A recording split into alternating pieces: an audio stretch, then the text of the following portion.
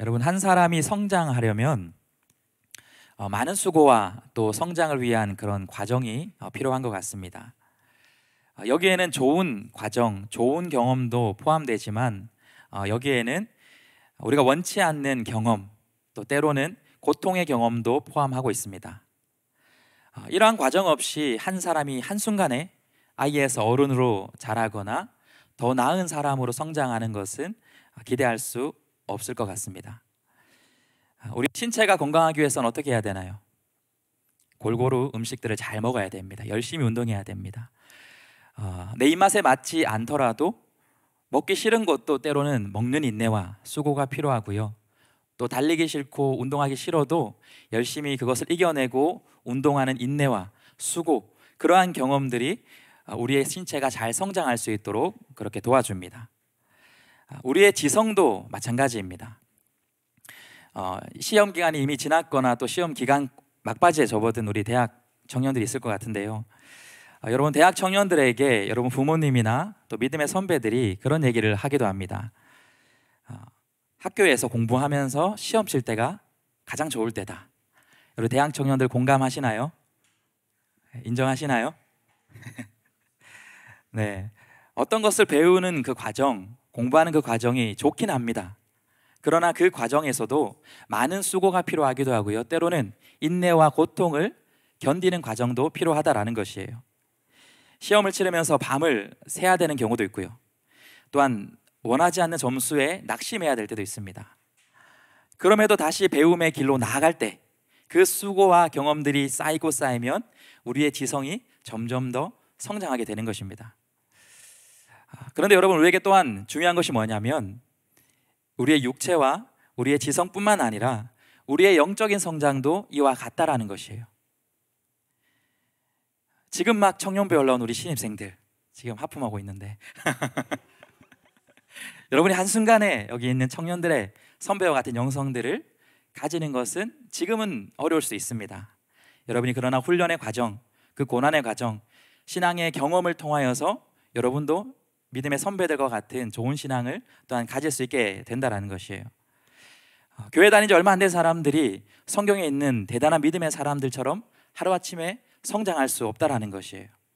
그 성장 과정 가운데 반드시 인내와 고통과 그러한 성장의 경험을 통해서만 그러한 성장을 이루어 갈 수 있다라는 것이에요.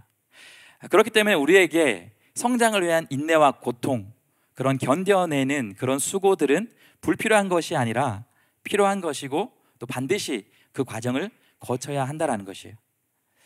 그런데 우리만 그런 것이 아니라 우리가 성경을 보면 어떻습니까?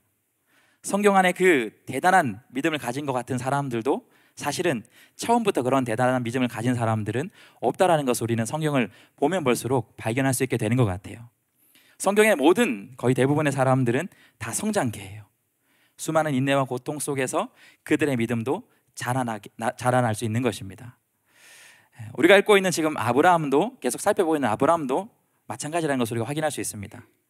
믿음의 조상이라 불리고 대단한 믿음의 사람처럼 보이지만 사실 그의 행적을 기록한 말씀을 자세히 살펴보면 그 역시도 믿음으로 신앙을 내딛었던 그런 여정을 시작했던 그런 믿음도 있었지만 또 그 걸음을 걸어가면서 상황과 환경 속에서 흔들리기도 하고 때로는 좌절하기도 하고 때로는 잘못된 선택을 하기도 했던 것이 그 믿음의 조상 아브라함의 모습 가운데도 있다라는 것을 우리는 분명히 확인했었습니다. 우리가 똑같은 성정을 가진 사람이다라는 것이에요. 믿음의 오르락내리락이 있다라는 것이죠. 우리가 이러한 아브라함의 모습을 살펴보면서 발견할 수 있었던 소망이 어떤 것이었나요? 저 대단한 아브라함도 우리와 똑같은 사람이구나. 이러한 소망을 우리가 먼저 발견할 수 있고요. 그런데 우리가 발견할 수 있는 소망이 여기서 멈추면 끝나면 되는 것이 아니라 한 단계 더 나아가야 됩니다. 어떻게 나아가야 될까요? 저 아브라함도 나와 똑같구나 라는 것을 느꼈다면 우리가 동시에 그렇다면 우리도 믿음의 성장을 이루다 보면 우리도 이 시대에 아브라함 같은 사람이 내가 될 수 있겠구나, 그런 소망에까지 우리가 다다를 수 있다는 것이에요. 우리가 이런 믿음의 소망을 담아서 우리 옆 사람에게 한번 이렇게 축복하면서 인사해 줬으면 좋겠습니다. 뭐라고 하냐면, 당신이 이 시대의 아브라함 되기를 축복합니다. 우리 정말 진지한 마음을 담아서 그렇게 축복해 줬으면 좋겠습니다. 당신이 이 시대의 아브라함이 되기를 축복합니다. 여러분, 우리도 될 수 있다는 것을 믿으시나요? 아브라함의 행적을 우리가 봤다면 우리가 아멘으로 그렇게 고백할 수 있다라는 것이에요. 여러분, 스스로를 향해서 우리 다시 한번 그러면 그 믿음을 가지고 고백해 봤으면 좋겠습니다. 하나님께 기도하는 마음으로, 하나님, 제가 이 시대의 아브라함 되기를 기도합니다. 우리 그렇게 스스로 한번 고백하면 좋겠습니다. 시작. 하나님, 제가 이 시대의 아브라함 되기를 기도합니다. 우리가 꿈꾸고 우리가 기대하고 이 거룩한 비전을 품고 때로는 우리가 고난과 힘듦 가운데서도 그 경험들을 계속 걸어가다 보면 마침내 저도, 여러분도 이 시대의 아브라함과 같은 믿음의 사람으로 성장하게 될 줄로 믿습니다. 우리가 오늘 그 거룩한 비전, 꿈을 또 꾸면서 이 본문을 바라봤으면 좋겠습니다. 오늘 우리가 살펴보게 될 이 본문의 말씀은 이 아브라함이 걷는 믿음의 여정의 클라이막스와도 같고요, 절정의 그런 말씀이 오늘 본문의 순간입니다.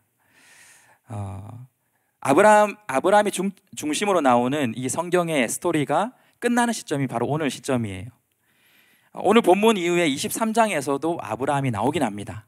사라의 죽음의 장면에 나오고요, 24장에 가면 아들 이삭의 그 아내 리브가를 또 이렇게 만나게 해주는, 연결해주는 그 과정 속에 아브라함이 나오기도 합니다. 그리고 25장에서는 그 아브라함이 죽는 그 모습 속에서 아브라함의 이야기가 나오긴 합니다. 그런데 12장부터 우리가 살펴봤던 아브라함이 첫 등장해서 본격적으로 아브라함의 스토리가 이어졌던 그 시작이 이제 절정이 이루리고 끝나는 순간이 바로 우리가 오늘 살펴보게 될 22장의 말씀이다라는 사실입니다. 그의 이 대단한 믿음의 조상이라 불렸던 아브라함의 마지막 그 절정을 이루는 믿음의 모습은 어떤 모습인지를 우리가 한번 살펴봤으면 좋겠습니다. 오늘 본문의 첫 번째 구절인 1절과 2절을 말씀을 보면 이렇게 본문이 시작합니다. 그 일 후에 하나님이 아브라함을 시험하시려고 그를 부르시되 아브라함아 하시니 그가 이르되 내가 여기 있나이다. 2절 보면 여호와께서 이르시되 내 아들 내 사랑하는 독자 이삭을 데리고 모리아 땅으로 가서 내가 내게 일러준 한 산 거기서 그를 번제로 드리라. 우리가 방금 읽었던 이 아브라함의 스토리의 절정을 이루는 그 시작을 보게 되면 이 1절과 2절을 통해서 우리가 읽다 보면 한 장면이 떠오르게 됩니다. 비슷한 장면이 떠올라요. 어떤 장면이냐면 아브라함이 처음 본격적으로 등장했던 12장 1절 말씀을 우리가 떠올릴 수 있습니다.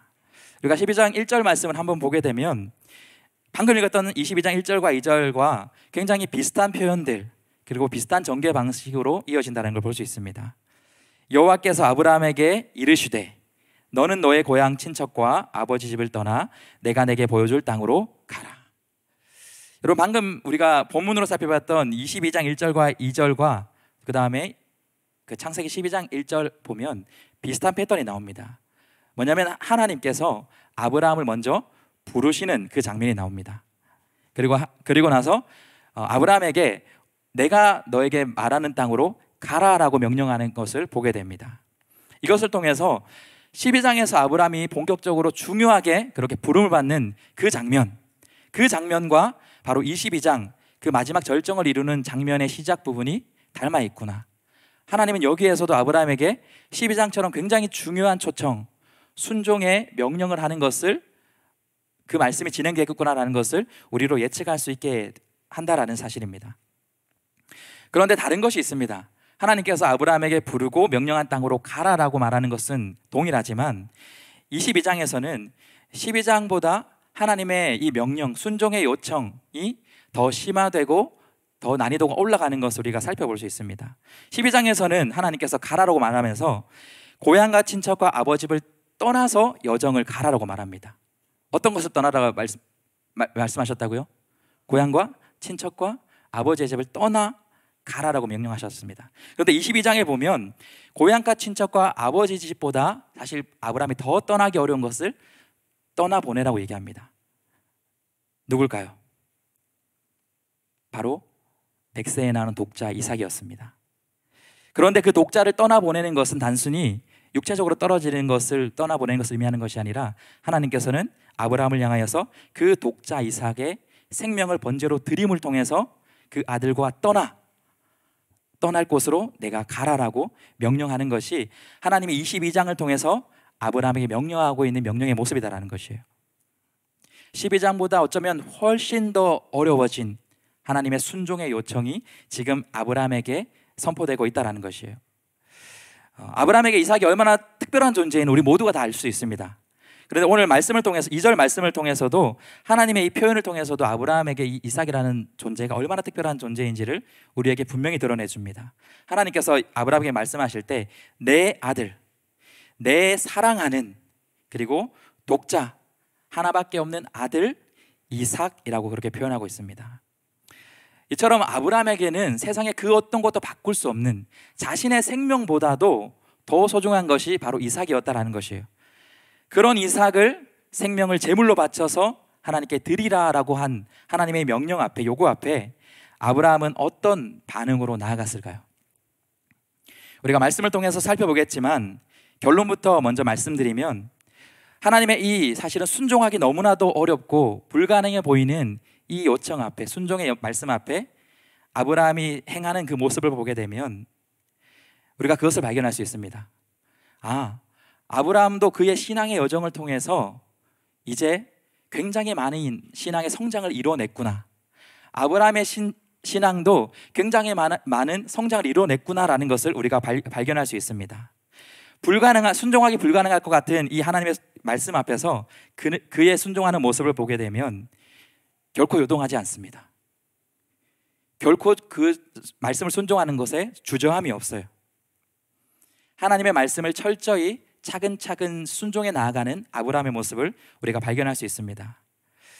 이것을 통해서 아브라함은 지금까지 그가 경험한 그 하나님을 향한 믿음의 경험을 통해서 하나님을 분명히 알게 되어서 그 분명히 알게 된 그 믿음을 통해서 이 놀라운 순종을 할 수 있구나라는 것을 우리가 말씀을 통해서 한번 발견할 수 있을 것 같습니다.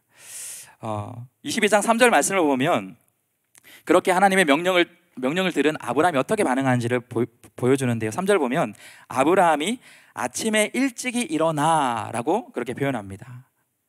그 전날 하나님께 들은 이 순종하기 어려운 이 명령임에도 불구하고 그는 주저함 없이 아침에 일찍 일어나서 그 아들을 번제로 드리는 그 명령에 순종하러 나아갑니다.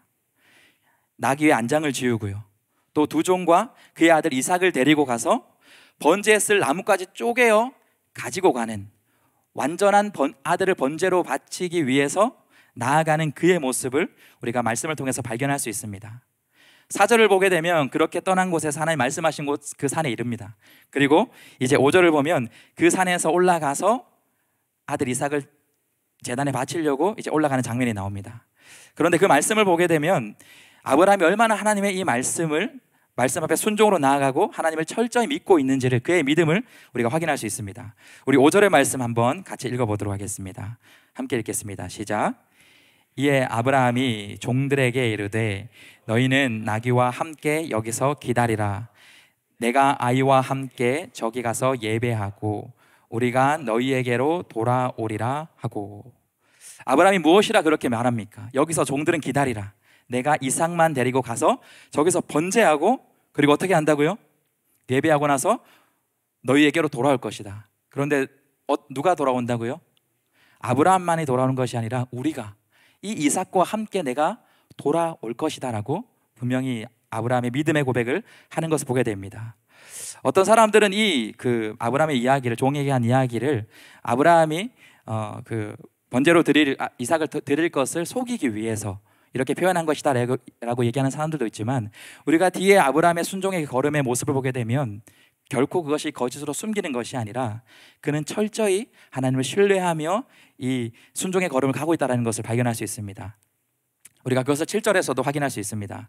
우리 7절 말씀 한번 같이 읽어보도록 하겠습니다. 시작. 이삭이 그 아버지 아브라함에게 말하여 이르되 내 아버지여 하니 그가 이르되 내 아들아 내가 여기 있노라. 이삭이 이르되 불과 나무는 있거니와 번제할 어린 양은 어디 있나이까. 네.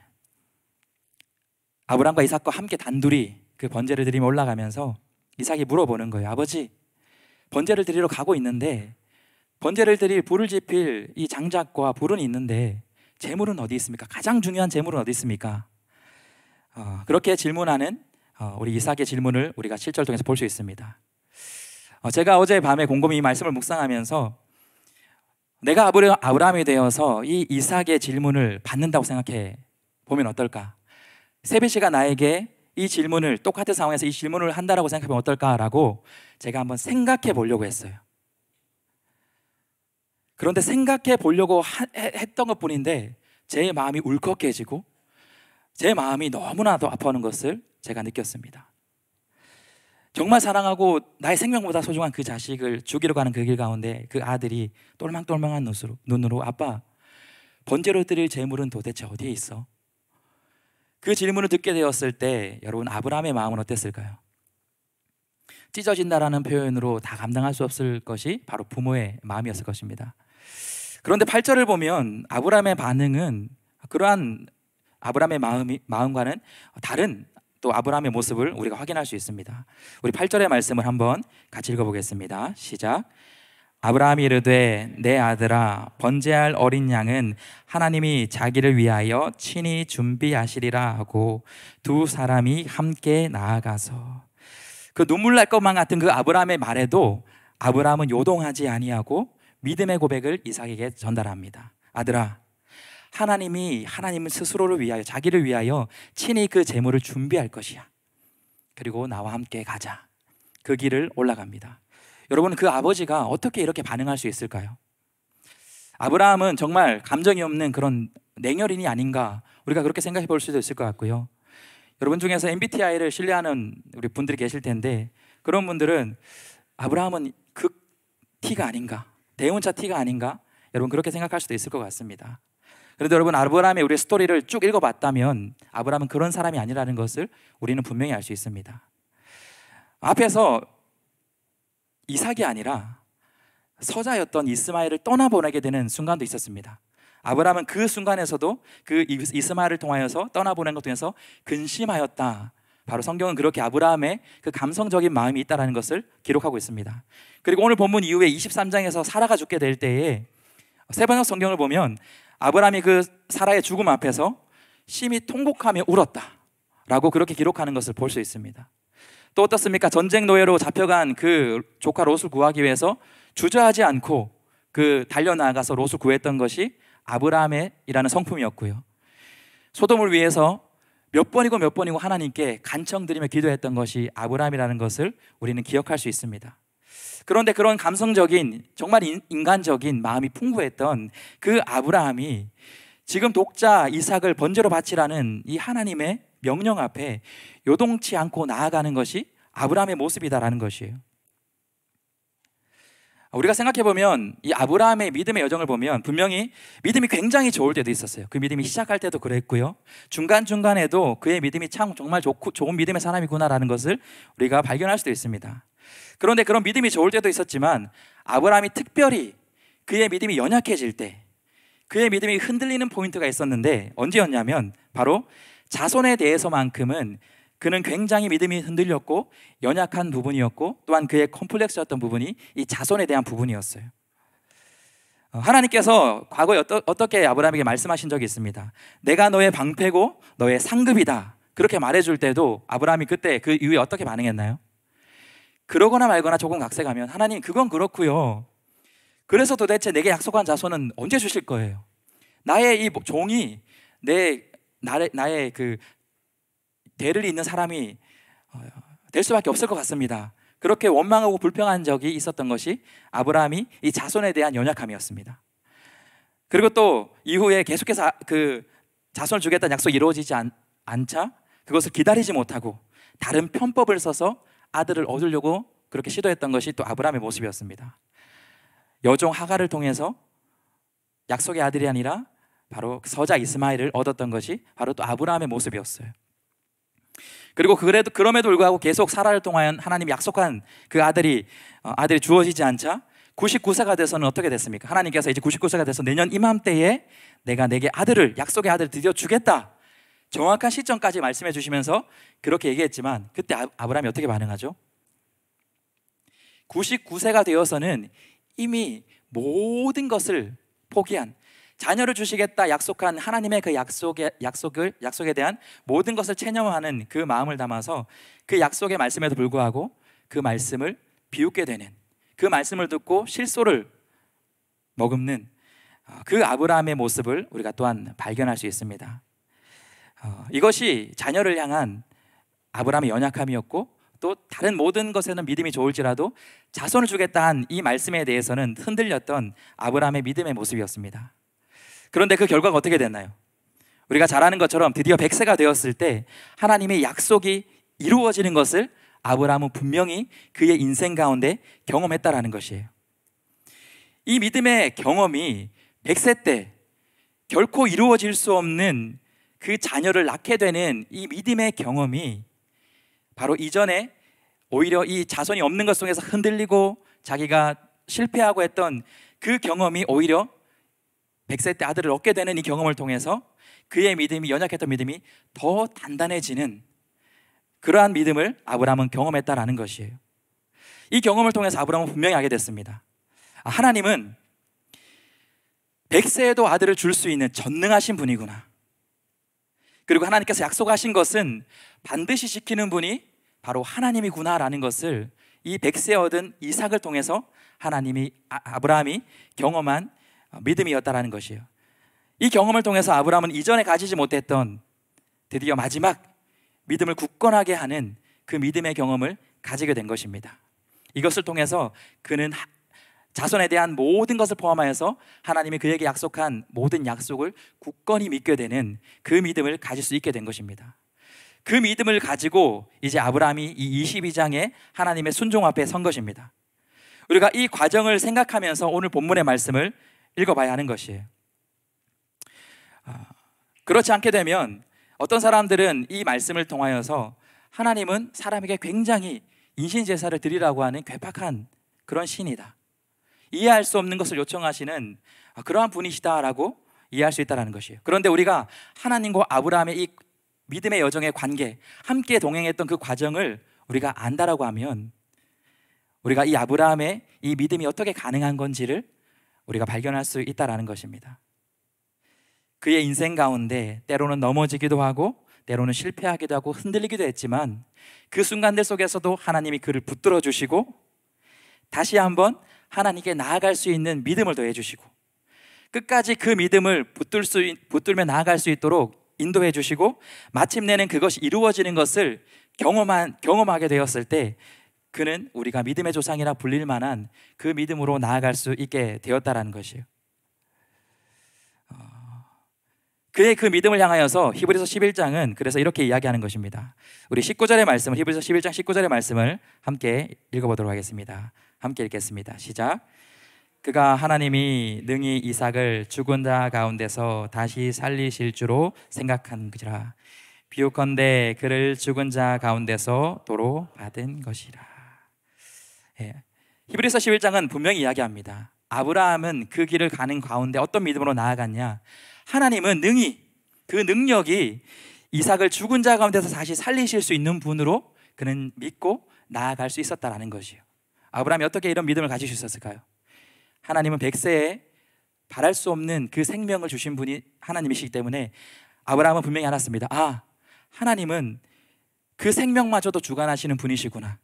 그렇기 때문에 지금 하나님이 나에게 이삭의 생명을 요구하시지만 그 하나님은 다시 그 생명의 주관자로서 이삭을 통해서 약속했던 그 약속을 이루시기 위해서 다시 생명을 더해 주실 것이구나라는 그 확실한 하나님을 분명히 믿는 그 믿음을 가지고 이 놀라운 순종으로 나아갈 수 있었다라는 것이에요. 그 믿음이 있었기에 9절과 10절을 보면 아브라함의 이 믿음의 순종이 끝까지 이루어지는 것을 우리가 보게 됩니다. 제단을 쌓고 그는 거기서 멈추지 않습니다. 어디까지 나아가느냐? 그 이삭을 결박하여 제단 나무 위에 놓고 10절을 보면 손을 내밀어 칼을 잡고 그 아들을 잡으려 하는 순간까지 끝까지 하나님을 신뢰하고 정말 놀라운 순종으로 나아가는 아브라함의 모습을 우리가 분명히 확인할 수 있는 거예요. 아브라함의 이 믿음의 모습을 보면 결코 요동하거나 흔들리지 않는 것을 우리는 보게 됩니다. 그의 믿음이 얼마나 튼실했고 또 하나님을 철저히 신뢰하고 있는지를 우리가 이 말씀을 통해서 확인할 수 있습니다. 그러자 그 아브라함의 끝까지 순종하는 그 믿음의 모습 앞에서 하나님께서 그때서야 아브라함에게 이렇게 이야기합니다. 22장 12절의 말씀 우리 같이 한번 읽어보도록 하겠습니다. 함께 읽겠습니다. 시작. 사자가 이르시되 그 아이에게서 내 손을 대지 말라. 그에게 아무 일도 하지 말라. 내가 내 아들 독자까지도 내게 아끼지 아니하였으니 내가 이제야 내가 하나님을 경외하는 줄을 아노라. 네. 하나님이 그제서야 아브라함의 믿음을 인정해 주십니다. 그리고는 그 이삭을 대신해서 하나님이 이미 모든 것을 준비해 주시는 하나님이라는 것을 아브라함에게 보여주세요. 13절을 보면은 그 아들을 이삭을 대신할 이미 순양을 거기에 준비해 주셨어요.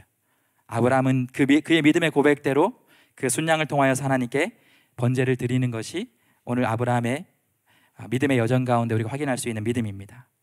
그리고 나서 14절 보면 아브라함은 이런 고백을 합니다. 아브라함이 그 땅의 이름을 여호와 이레라 하였다. 바로 그곳을 통하여서 하나님이 준비하시는 하나님을 발견했다는 것이에요. 하나님은 정말 나의 모든 인생을 준비해 주시는 분이구나. 역시 하나님은 모든 것을 완벽하게 내 생각과 다르고 내 타이밍과 다르지만 하나님은 하나님의 완벽한 때에 모든 것을 완벽하게 준비하시는 분이구나라는 것을 아브라함이 깨닫고 여호와 이레라는 고백을 아브라함이 올리고 있다는 것이에요. 그렇기 때문에 아브라함은 다짐합니다. 나는 믿음으로 이렇게 순종해 가면 되는구나. 그의 믿음이 다시 한번 성장하는 것을 보게 돼요. 아브라함은 계속한 이 믿음과 순종의 여정을 통해서 그의 믿음이 견고해지고 단단해지고 성장해 갔다라는 것을 우리는 분명히 확인할 수 있습니다. 여러분, 이것이 우리도 마찬가지로 아브라함처럼 그런 믿음의 놀라운 순종을 할 수 있는 바로 비결이 되는 것이에요.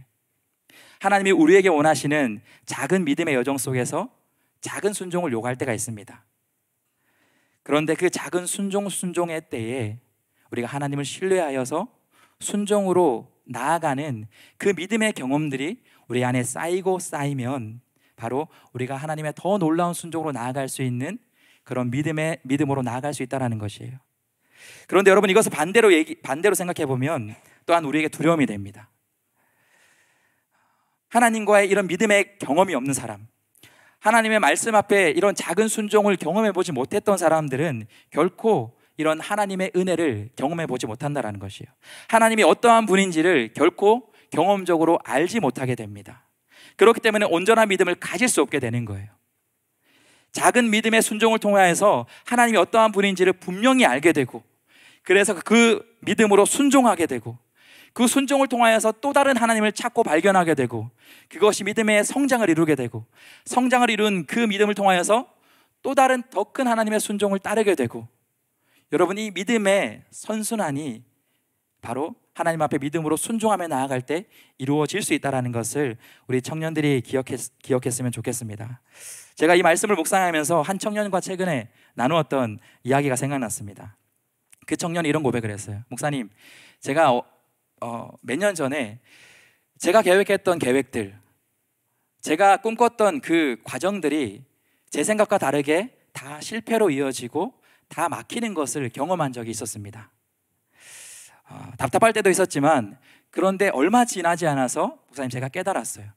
만약 그때 그 결과가 내 생각과 같았다라면 정말 더 안 좋은 결과로 이어졌겠구나. 하나님은 그렇기 때문에 나를 그때 내가 생각하는 길로 인도하지 않으셨구나라는 것을 그때마다 경험했다라는 것을 고백한 청년의 고백을 제가 듣게 되었습니다. 너무나 귀한 고백이었어요. 제가 그 고백을 듣고 그 청년에게 뭐라고 얘기해 줬을까요?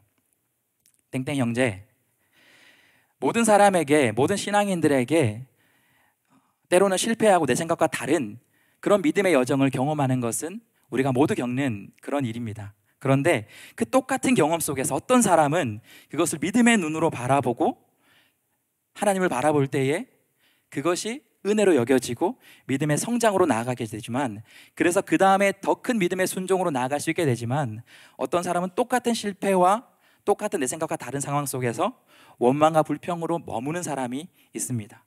형제는 그것을 믿음의 눈으로 바라봤기 때문에, 거기서 하나님의 은혜를 발견했기 때문에 그것이 은혜인 줄 알고, 그렇기 때문에 믿음이 더 자라날 수 있게 된 것이에요. 그렇기 때문에 땡땡 형제는 다음에는 더 큰 순종으로 나아갈 수 있을 거예요. 그런 은혜를 서로 주고받았습니다. 그런데 이러한 경험이 없는 사람들은 어떻게 될까요? 내 생각과 또 조금만 다르게 내 인생이 흘러가고 결과가 다르게 나타나면 하나님 어떻게 저에게 이럴 수 있습니까? 하나님 내게 주신 약속이 왜 이렇게 느리게 이루어지지 않나요? 하나님 도대체 제게 왜 이런 순종을 요구하십니까? 하나님 정말 이런 분이십니까? 실망입니다. 원망합니다. 하나님을 따를 수 없겠습니다. 불순종하겠습니다. 그런 점점 더 연약한 믿음으로 나아가게 된다는 것입니다. 저는 여기에 있는 저와 여러분을 포함해서 모든 우리 센텀 영안교회 청년부가 작은 그 하나님의 부르심 앞에도 순종과 순종을 반복하면서 때로는 그로 인해서 내가 실망할 때도 있고 내가 넘어질 때도 있지만, 그럼에도 그 순간을 통해서 하나님을 발견하고 하나님을 알게 됨을 통해서 점점 더 우리의 믿음이 자라나고 점점 더 하나님의 더 큰 순종을 이뤄내며 나아갈 수 있는 그런 저와 여러분이 될 수 있길 예수님의 이름으로 축복합니다. 우리가 그 순종을 하면서 나아갈 때, 그 믿음을 가지고 순종하며 나아갈 때 우리의 믿음이 점점점 자라나고 우리의 순종은 더 큰 순종으로 나아가시는 것뿐만 아니라 그 믿음을 가지고 순종할 때 우리에게 주는 한 가지 더 큰 은혜가 있습니다.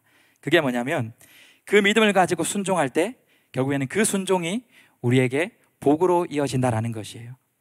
오늘 말씀을 보면 아브라함이 순종한 이후에 하나님께서 아브라함이 순종의 모습을 통해서 아브라함에게 다시 한 번 더 복의 약속을 해주는 것을 볼 수 있습니다.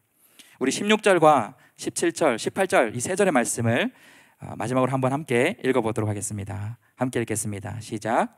이르시되 여호와께서 이르시기를 내가 나를 가리켜 맹세하노니 내가 이같이 행하여 내 아들 내 독자까지도 아니하였은즉 내가 내게 큰 복을 주고 내 씨가 크게 번성하여 하늘의 별과 같고 바닷가의 모래와 같게 하리니 내 씨가 그 대적의 성문을 차지하리라. 또 내 씨로 말미암아 천하 만민이 복을 받으리니 이는 내가 나의 말을 준행하였음이니라 하였더라. 우리가 방금 읽었던 세 절의 말씀은 12장에 아브라함이 처음 믿음으로 등장할 때 하나님께서 해주신 약속입니다. 그런데 그 약속이 하나님은 다시 한 번 더 그 약속을 확정하면서 말씀해 주시는 게 언제냐면 그가 이 약속을 받을 만한 사람, 믿음의 성장을 이루어냈을 때 하나님은 마지막으로 이 약속을 확정하여 주시고 이후 이삭의 스토리를 통하여서 이 약속이 이루어졌다라는 것을 우리로 하여금 성경 읽는 모든 사람으로 하여금 알게 한다라는 것이에요. 하나님이 이 복을 아브라함에게 확정적으로 확정하시고 주신 이유가 무엇이냐면 18절에 얘기했던 것처럼 이는 내가 나의 말을 준행하였습니다. 나의 말을 순종하였기 때문이다. 우리가 믿음을 가지고 하나님의 말씀에 순종하게 되면 바로 우리가 누릴 수 있는 것이 하나님이 이미 우리에게 주시기를 원하시는 그 복을 우리가 누릴 수 있다라는 사실입니다. 우리가 창세기 말씀을 통해서 우리가 무엇을 확인했나요? 하나님은 창조 때부터 우리에게 복 주시기를 원하시는 것이 하나님의 뜻이라고 우리가 살펴봤습니다. 그런데 그 복을, 하나님이 예비하신 그 놀라운 복을 받기 위해서는 우리가 그에 합당한 놀라운 믿음과 놀라운 순종으로 나아가는 사람이 될 때 우리는 그에 합당한 놀라운 하나님의 복을 받을 수 있다는 것이에요. 바로 이 아브라함의 모습을 통해서 우리가 아브라함과 같은 복을 함께 누릴 수 있는 그런 청년들이 되었으면 좋겠습니다. 지금 여러분에게 하나님이 요구하시는 순종은 어떤 것입니까? 그것이 작은 것일 수도 있고 여러분들이 수년간 고민했던 큰 순종의 문제일 수도 있습니다. 그런데 여러분, 그 순종이 갈등이 되고 순종하는 것이 어려운 여러분 마음이 든다라면 여러분 오히려 더 기대하시기 바랍니다. 하나님이 여러분에게 그 순종에 합당한 더 큰 복을 주시기 위해서 여러분의 순종을 점점 더 키워나가고 우리의 믿음을 점점 더 키워나가고 있다는 것을 기대하며 하나님의 말씀에 순종하며 함께 그 복을 누리며 살아갈 수 있는 우리 청년들이 될 수 있길 예수님의 이름으로 축복합니다.